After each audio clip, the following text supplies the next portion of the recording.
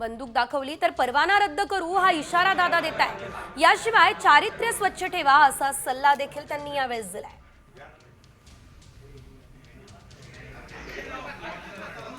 चुकीचं वागला तर तुम्हाला कारवाई केली जाईल। तुमच्यावर जे काही चे नियम आहेत त्या पद्धतीने कलम लावली जातील। सातत्य ते राहिलं तर मकोका पण लावला जाईल, कारण 3-4 केसेस एखाद्याच्यावर लागल्या, 4 एक गंभीर स्वरूपात तर ते होतं। आपण पाहतोय विकास कामं करताना खंडणी मागू नका, मकोका लावेन असं दादा म्हणताय। दादांनी सज्जड दम दिलेला आहे।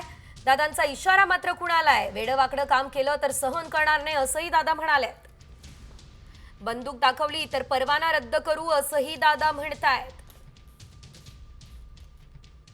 दुष्ट प्रवृत्तीच्या लोकांना दूर ठेवा, चारित्र्य स्वच्छ ठेवा असंही अजित पवार यांनी म्हटलंय।